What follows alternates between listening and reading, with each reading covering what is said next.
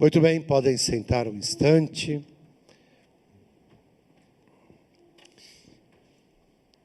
Talvez nós nos assustemos, com algumas coisas que Jesus nos fala. E de modo especial, o que acabamos de ouvir no Evangelho. Não seria fácil se fosse hoje, porque Jesus não ia dizer os cobradores de impostos. Ele ia dizer os ladrões e as prostitutas vos precedem no reino dos céus. Mas por que Jesus diz isso? E por que usa de uma forma esse sinal para os sumos sacerdotes e para os anciãos? A resposta é o próprio Senhor Jesus que nos dá. Eles ouviram os sinais ou a pregação de João Batista e se converteram. Quando de fato há verdadeira conversão em cada um de nós, é claro que nós vamos alcançar o reino dos céus. E a nossa conversão, nós sabemos, é uma conversão diária. Nós temos aquela primeira experiência profunda com Deus. Nós temos aquela primeira experiência profunda com o Senhor Jesus.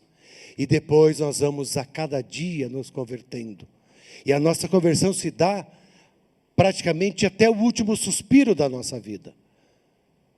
Então, é justamente acolher de fato a palavra de Deus, o Evangelho de nosso Senhor Jesus Cristo, e viver em nossa vida e testemunhar também em nossa vida. Porque não são as palavras que contam, mas principalmente os atos de conversão e de fé que nos leva realmente a alcançar o reino dos céus. Porque, claro, eu preciso acolher a palavra. Eu preciso viver em mim primeiro esta palavra, para que depois eu possa testemunhá-la para o outro. Um saco vazio não serve para nada. Ele só vai ser útil se eu tiver algo para colocar dentro. Uma alma oca também não serve para nada. Ela não tem nada para dar a ninguém. Mas quando eu de fato acolho a palavra, quando realmente eu vivo aquilo que me pede o Senhor, e a palavra, mais acima de tudo a minha ação, que houve por meio da própria ação de Cristo e da sua palavra, a minha conversão, então eu tenho algo para dar para alguém. Eu vou testemunhar com palavra, mas com ação, aquilo que eu creio, aquilo que eu verdadeiramente proclamo a fé. Por isso que tem um trecho da palavra que Jesus diz, não é quem diz Senhor, Senhor que entra no reino dos céus, mas quem faz a vontade do meu Pai que está nos céus. Ora, devemos nos perguntar se de fato estamos realmente fazendo ou não a vontade de Deus, ou deixando Deus fazer a sua vontade em nós e consequentemente fazendo a vontade de Deus. Não é sobrepor, querer que a minha vontade seja a vontade de Deus, mas é se abrir para que a vontade de Deus se realize em mim. E isso se dá justamente na escuta da palavra, que transforma o meu coração, no acolhimento verdadeiro da fé, na prática comigo mesmo dessa mesma fé, que é o processo de conversão, para o testemunho. Senão, de fato, os cobradores de impostos ou os ladrões e as prostitutas vão chegar primeiro que nós no reino dos céus. Então, não é só dizer Senhor, Senhor, mas é de fato fazer a vontade do Pai que está nos céus. E isso é conversão verdadeira. Isso é conversão profunda. Isso nos faz realmente nos deixar ser conduzidos pelo Senhor. Mas por que Jesus fala e mostra tudo isso ao sumo sacerdote e aos anciãos? Os anciãos eram os que conheciam a palavra de Deus, eram os que ensinavam a palavra de Deus. O sumo sacerdote eram os que eram os que ofereciam sacrifícios no altar, mas se distanciaram completamente da palavra de Deus. Preferiram os preceitos humanos, preferiram uma fé de normas, regras e de casca, do que propriamente uma fé de coração que leva à conversão profunda e verdadeira. Mas, diante de tudo isso, nós temos que buscar aquilo que nos diz o apóstolo Paulo, o apóstolo Pedro, na sua segunda carta, que é justamente de consolidar a nossa vocação como verdadeiros cristãos, batizados que pelo batismo têm o compromisso de fé de testemunhar Jesus Cristo. Essa condição. Mas para tudo isso, entra a segunda leitura. Aquilo que nos disse o apóstolo Paulo, um tema muito interessante, que muitas vezes é esquecido por muitos de nós, porque nós deixamos com que a soberba, com que a arrogância, com que a prepotência nos domina, e aí deixamos de lado a humildade. E o verdadeiro acolhedor da palavra de Deus, a verdadeira testemunha de nosso Senhor Jesus Cristo, ela tem que ter, aliás, para todo cristão, não é específico para esse, para aquele, para um grupo, para outro grupo, mas para todo cristão, a humildade. Se não há humildade, não há abertura para Deus. Se não há abertura para Deus, não há condições de testemunhar aquilo que crê. E o apóstolo Paulo vai dizer: tende em vós o mesmo sentimento que existe em Cristo. Ele que era de condição divina, esvaziou-se a si mesmo, assumindo a condição de escravo, tornando-se igual aos homens. Se o Filho do homem se humilhou, para que nós pudéssemos alcançar a salvação. Se o Filho do homem se humilhou, para que nós pudéssemos ter o perdão dos nossos pecados. Se Jesus Cristo, Filho de Deus, agiu com toda a humildade, sendo conduzido ao Calvário, porque nós, humanos, mortais, pecadores, não acolhemos em nós a humildade.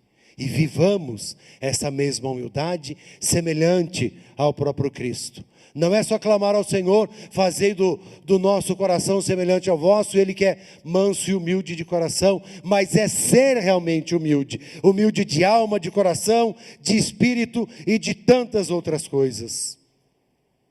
E é buscar na humildade justamente o testemunho da fé. E isso o próprio apóstolo Paulo também fala a cada um de nós, quando ele diz lá: não façais nada por competição ou vanglória, mas com humildade, cada um julgue que o outro é mais importante. E não cuide somente do que é seu, mas também do que é do outro. Nossa, como seria uma graça para a humanidade se todos nós pensássemos assim, né? Mas geralmente é eu mesmo, eu e eu mesmo. O outro, que se dane o outro, não estou nem aí, problema dele. Faltou humildade, sobressai a soberba, sobressai a arrogância, sobressai a prepotência. O humilde é compassivo, como o próprio Deus é compassivo. E o compassivo não é aquele que olha, ai que dó daquela pessoa, e vira as costas e vai embora. Mas o compassivo é aquele que sai de si, assume a dor do outro, sofre com ele, mas ajuda-o a sair do sofrimento e da dor. Ora, por que Deus é compassivo para com cada um de nós? Porque Ele manifestou plenamente o seu amor, quando Cristo se entregou por nós na cruz, e por nós morreu para nos dar o perdão do pecado, para nos dar a salvação. Por isso que Deus é amor, é misericórdia, é bondade e é compaixão. Então, caros irmãos e irmãs, nós precisamos pedir nas nossas orações pessoais diárias, quase que 24 horas por dia, que tenhamos em nós a virtude da humildade, que sejamos humildes ou progredir a cada dia na humildade, porque ela é fundamental para todas as outras coisas. São João Maria Vianney, o Santo Coradars, assim popularmente conhecido, vai dizer o seguinte sobre a questão da humildade: é a porta pela qual passam as graças que Deus nos outorga.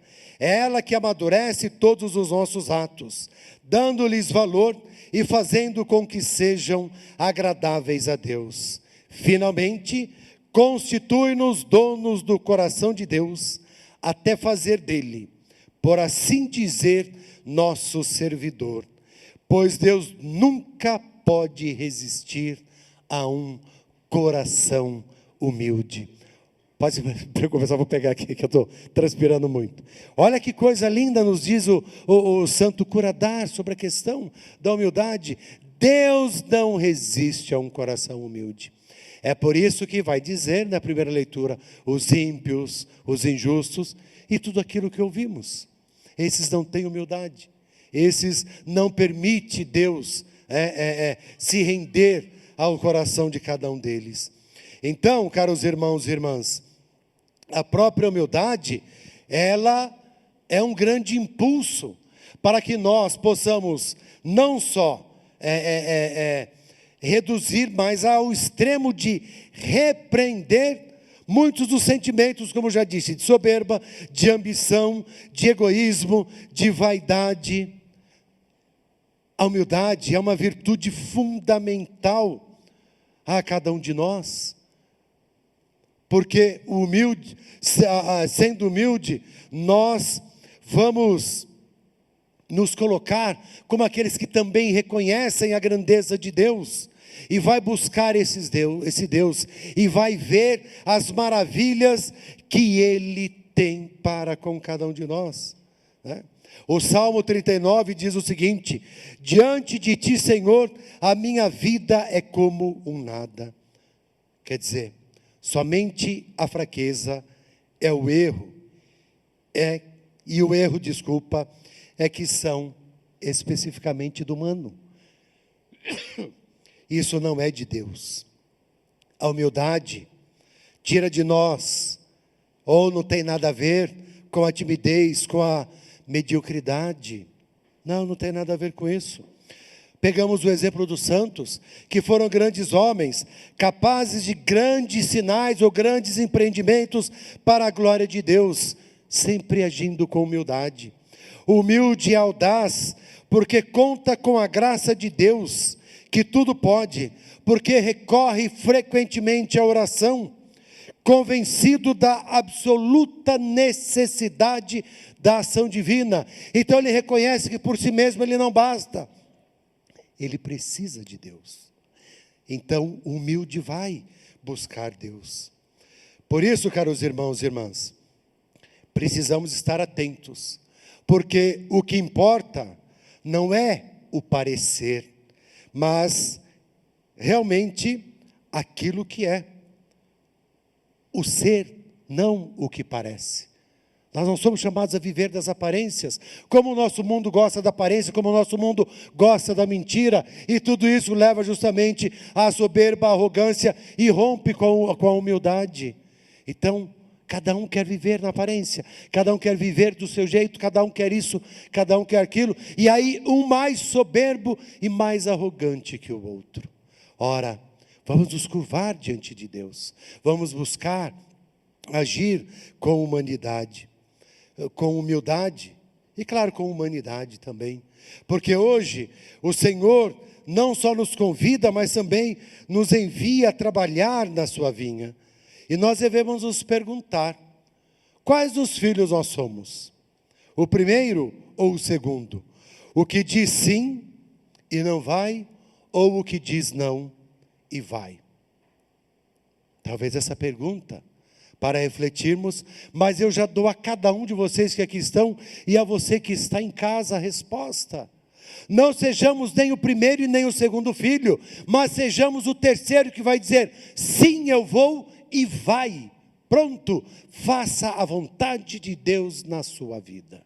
É isso que cada um de nós realmente precisa fazer. Então, caros irmãos e irmãs, vamos olhar para dentro de nós.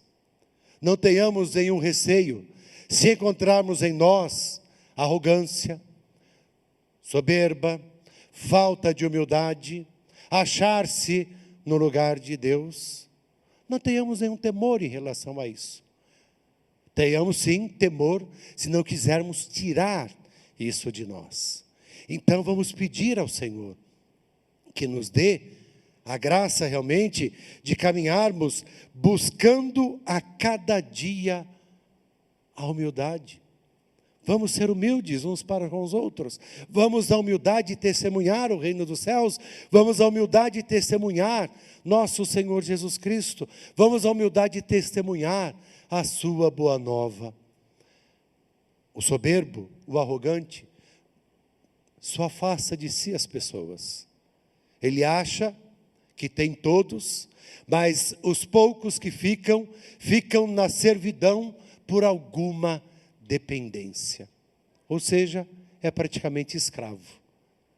E não é o apóstolo Paulo que nos diz que foi na liberdade que Cristo nos libertou, e na liberdade de Cristo somos chamados a viver a humildade, a partir do próprio exemplo do Cristo, manso e humilde, e que humildemente se entregou por cada um de nós.